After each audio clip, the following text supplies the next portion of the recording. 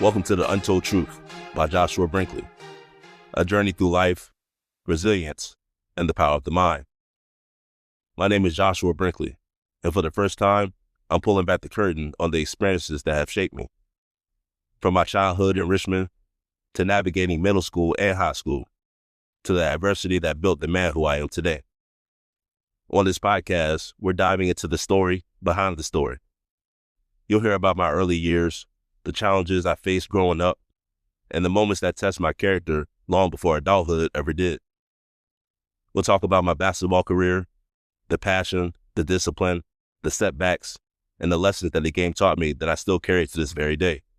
And then we'll go deeper. We'll explore psychology, how the mind can work for you or against you, how our thoughts can shape our reality, how trauma, pressure, and self-doubt can hold us back, and how we can rewire ourselves to break through. I'll share real moments, the good, the bad, and the ugly. Times when life wasn't pretty, times when I struggled, times when I made mistakes and had to rebuild. From my short stint of incarceration, to fighting through a misdemeanor charge, to learning who I was and who I wanted to become. And we won't stop there. We'll talk about becoming a business owner, building Richmond Therapeutic Health Services Incorporation, and the trials, failures, and victories that came with entrepreneurship. I'll share the strategies, the mindset, and the gritty reality behind building something from the ground up. This podcast is more than my biography. It's a blueprint. Every story, lesson, and reflection is designed to help someone else. Someone facing adversity, someone trying to find purpose, someone rebuilding, someone chasing greatness but battling the weight of life at the same time. If you've ever faced hardship, if you've ever fallen and had to get back up, if you want to understand your mind and unlock the strongest version of yourself, then you're in the right place. This is my story, but more importantly, this is the story that might change yours. Welcome to The Untold Truth by Joshua Brinkley. Let's get started. Welcome back to The Untold Truth by Joshua Brinkley. Before we move forward, I want to take a moment to look back. Episode 4 was about the cracks that formed long before everything fell apart. It explored the weight of unresolved trauma, the pressure of expectations, and the slow unraveling of a marriage that both of us were trying to hold together. That chapter focused on love, loss, and the moments we don't always recognize as turning points until we're far past them. It was about carrying pain quietly, making choices without fully understanding their consequences, and learning how easy it is to lose yourself while trying to be everything for someone else. By the end of episode 4, nothing had completely collapsed, but nothing was the same either. And that's where this chapter begins. There are moments in life where some things become dramatic on the outside and also seems to be falling apart on the inside. Episode 5 lives in that space. This isn't the chapter where things look broken. It's the chapter where they actually are. This is where my story becomes very traumatic. The part where success and addiction exist at the same time. The part where I experience grief on a whole different level. The part where you don't recognize yourself anymore, but you keep going anyways. Episode 5 is about what happens after the divorce papers are signed, after the house is sold, and after you're alone with your thoughts for the first time in years. It's about the choices I made to escape pain instead of facing it. The consequences that followed, and the moment that life forced me to slow down and look at who I had become. This episode isn't meant to impress anyone. It's meant to tell the truth. Because before I became a successful business owner, a leader, or someone capable of loving deeply again, I had to experience and survive something that I wouldn't wish on anyone. This is where the untold truth becomes the comeback story.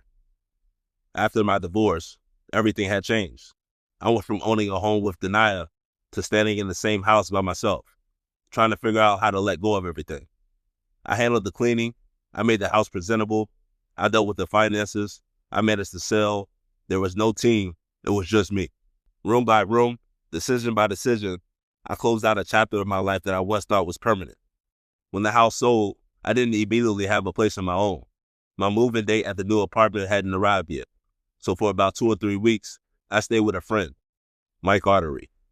I slept on his couch, I put my things in storage, and I lived out of my bags. I kept my head down, and I reminded myself daily that this was temporary. Eventually, my apartment was ready. Pit-stop quarter apartments in Libby Mill located in Henrico, Virginia. When I finally moved in, it hit me.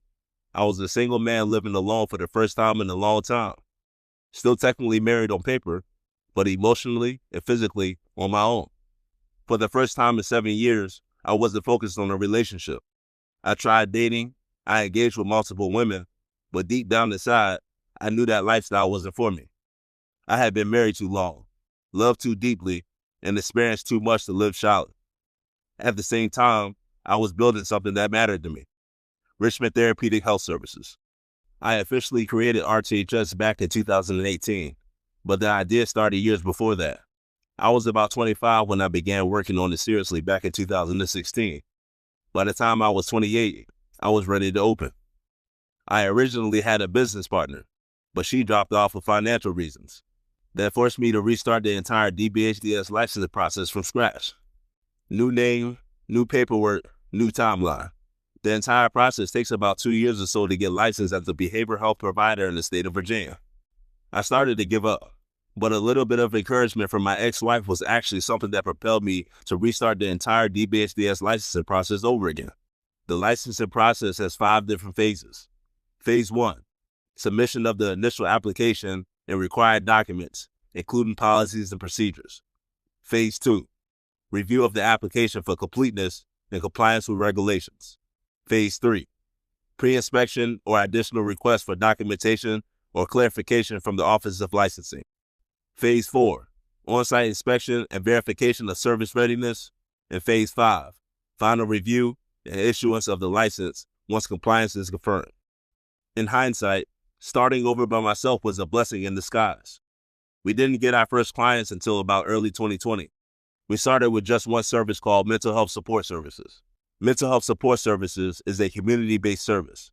It is designed to help individuals with serious mental health diagnoses develop daily living skills. Things like emotional regulation, budgeting, hygiene, communication, coping strategies, and independence. It's not therapy in an office, it's real-life support, meeting clients where they are. Because it's community-based, I was able to run the business from where I resided. At the time, I was still working a regular job while running RTHS. I planned to transition gradually, but that plan got taken out of my hands. One morning, I woke up to an email from my director, Dr. Atasha Christian.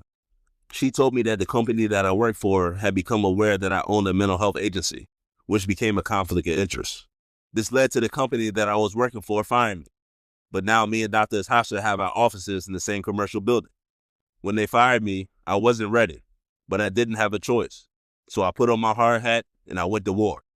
Within 3 to 4 months, I went from having 3 to 4 clients to 7 or 8 clients, which required me to hire my first QMHP, Qualified Mental Health Professional.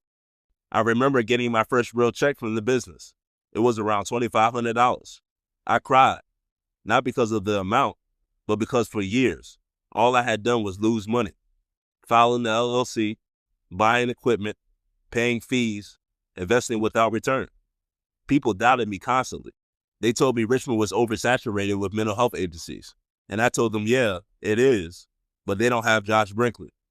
This is why nowadays, when people tell me their ideas, dreams, or plans, I try to help them. I try to support them and guide them instead of believing it won't work. These were some of my closest friends and colleagues that didn't believe in me, but God did. By 2021, my life shifted again. That's when I met Clara Habel, who is now known as Clara Brinkley. Neither of us was looking for a relationship, but from the moment we met, I knew she was something different. Despite everything that happened around us, she just wanted to hear my story. She wanted to know what was wrong with me. She wanted to talk and really listen to my story. That mattered to me. By 2022, business is growing and life is moving forward. I felt stable on the surface, but behind the scenes, I was still using cocaine. And this is where the story turns dark. There's someone I need to talk about before the story can move forward. His name is Junior Asambo, but to me, he wasn't a friend, he was my brother. Junior was from the Congo in Africa. When he first came to the United States during the war, he barely spoke English. He's told me this story so many times, and it sticks with me. We were about 7 or 8 years old, and he noticed something immediately. Most kids didn't want to be his friend, but he always said something about me. He said, Josh, you were the only one who cared. You didn't make fun of me because I was from a different country. He even drove to see me play at Hofstra, all the way down from Maine. I remember that clearly.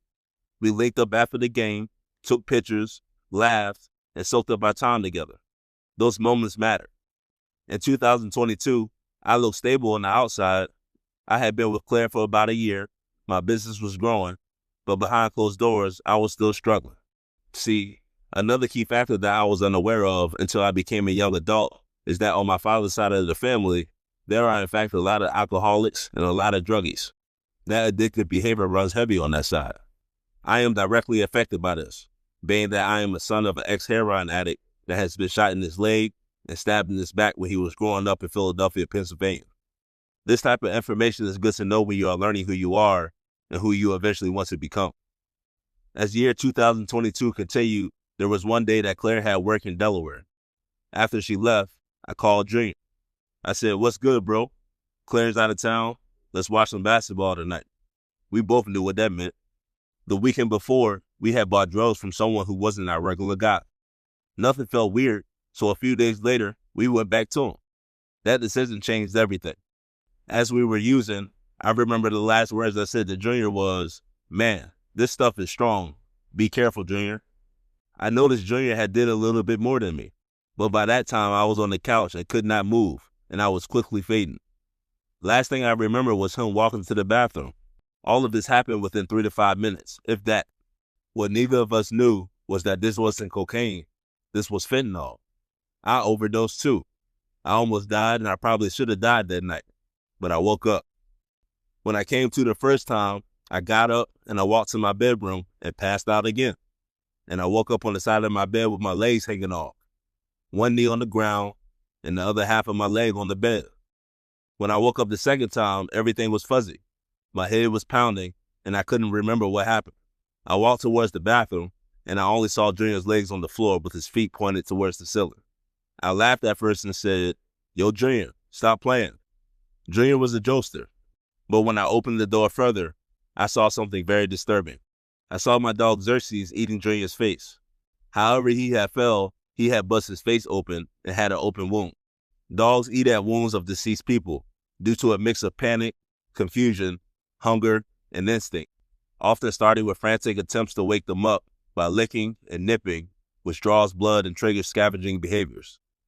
While it seems cruel, it's usually driven by stress and desperation rather than malicious intent. When you experience something like that so traumatic, that image never leaves you. When I finally realized what was happening, I jumped back. My heart started pounding super hard, and I called the police immediately. They got there within 10 minutes. I told them I didn't know what happened. I thought he had been shot. I was confused, still overdosing, and still in shock. I started panicking.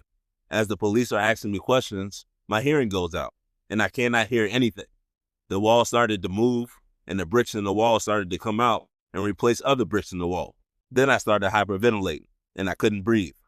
While all of this is going on, they still trying to ask me questions as if I had something to do with this. It took staff members from the apartment complex to lay me down, give me some water, and take care of me. No one checked on me medically, and I never went to the hospital. No detective sat me down to ask me questions about actually what happened. No one asked about who sold us the drugs. I had to reach out myself, and nothing came of it. I was alone. After being questioned like I was a criminal, I immediately called Claire and I explained what had happened. She left Delaware immediately. She drove back so fast that she got a speeding ticket on the way back. When she arrived, they had me sitting in a room by myself, even after experiencing something no human should ever experience. For the next month, I was on bed rest. I was staying with Claire during that time, due to the whole scene in the apartment needing to be professionally cleaned, and that took some time. Therefore, for the next 2 to 3 months, I was living in a space that was not meant for me and Xerxes, because she had her own space, and she had a roommate. However, she took care of me. My mind and my body was paralyzed from being in so much shock and living to see it all. Despite the fact that I was still breathing, I remember asking Claire, "Babe, am I really alive? What happened? Are you real?" This reminded me of the time where I almost drowned when I was younger at the amusement park. God had saved me then, and for the second time, he saved me again. I had lost weight. All I did was sleep. Claire took care of me. I was broken, the most broken I had ever been in my entire life. I felt responsible for all of this. Then came another blow. They told me I could either stay in my apartment or my dog Xerxes, he had to leave. I tried to explain. He wasn't aggressive. None of this was his fault. They still said no. So I came up with a bright idea. I got Xerxes registered as an emotional support animal and moved back to Penstock, but in a different department. It worked out, but the damage was already done. Junior was gone. When I think about Junior, the first thing that comes to my mind is that he didn't fear anything. Not in a reckless way, but in a confident, grounded way. He moved through life like he belonged here, like tomorrow was promised. He genuinely enjoyed being alive. He cared about people. He showed up, and he had a good spirit. He was a hard worker too. At the time everything happened, he was actually preparing to move back to Maine to start a new job. He was excited about it, focused, and trying to build something for himself. More than anything, Junior believed in me. We used to have real conversations. Brother to brother talks about life, purpose, and what the world wanted out of us. We encouraged each other. We reminded each other who we were when things got heavy. Like, even when bad shit happened to us, he would never, yell at us and be like, he would let us figure it out. Because the best teacher is life itself. Yeah, experiences. So when you're kids, you got kids and they see you, even their wife, but they see you. Damn, my husband's really rough. He ain't complaining, he ain't complaining, so you do nothing compared to me. That's all I see. You always make shit happen. I see you working 2-3 jobs. You never say, oh, bro. Nah, nigga, you made that shit happen. That's respect. You respect that. My drive comes from who I am. But after losing him, it also comes from him. He's buried about 10 to 15 minutes away from my current home. I go see him once every few months. I talk to him, I sit with him, and I remember all the good moments we had. Junior was my brother. People didn't really see me without seeing him. And when you lose someone like that, it doesn't just hurt, it changes you. It leaves a space that never fully fills. Losing Junior didn't just take away my best friend. It took away a piece of my foundation. And everything I build now, every reason I keep going, it carries his name on it. After the loss of Junior, another part that hurt came in a different way. His family, especially his mom. She believed that I had something to do with his death, but I didn't. But grief doesn't always make room for logic. I was told I wasn't welcome at his funeral. I respected his family wishes. However, I was present for his burial. I stood far in the back, probably about 50 yards away. I didn't say anything. I didn't approach anyone, but I watched my brother get buried. That day changed my why. Everything I do now is for him, for us. I died that night too, and I came back different. I already had a low tolerance for excuses, but now I don't accept any excuses anymore. I'm on a whole different level, a level that your average person will never get to because they never experienced what I have. Because when you survive something like that, you don't get to live the same way anymore. And that's when I knew I could either let that night destroy me or I could let it rebuild me. And that choice is what the rest of the story is about. Episode 5 was about what happens when life strips everything familiar away. It followed the period after my divorce, letting go of a home, starting over in a new space, and learning how to sit with myself after years of being a part of a partnership. It was a season of transition, instability, quietness, and loneliness. This episode also traced the early foundation of Richmond Therapeutic Health Services, the setbacks, the restarts, the doubts from others, and the moment I was forced into full-time entrepreneurship before I felt ready. It was a reminder that sometimes growth doesn't always happen on your timeline. It happens when life decides it's time. But episode 5 ultimately centered around loss. The loss of my brother, Junior Sambo, a friendship that began in childhood and lasted a lifetime, taken in one night by fentanyl.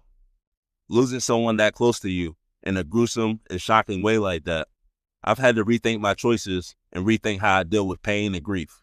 And the truth is, I'm still not perfect, and I still make choices that aren't the right ones, but I'm continuously facing these demons and facing myself.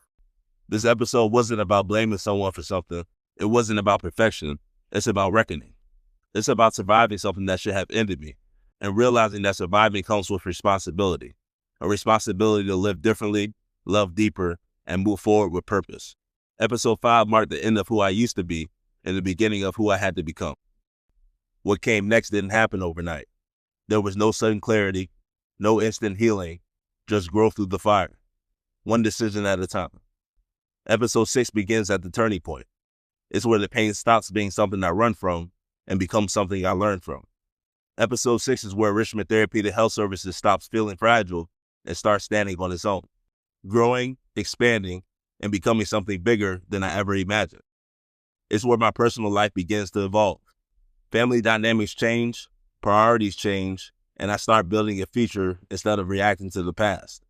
I build a home, I get engaged, I begin to settle down. Not because life became easier, but because I became stronger. Episode 6 is about what happens after the fire. It's about choosing to grow instead of just recover. It's about building something real, in business, in love, and in myself. And that's where we go next.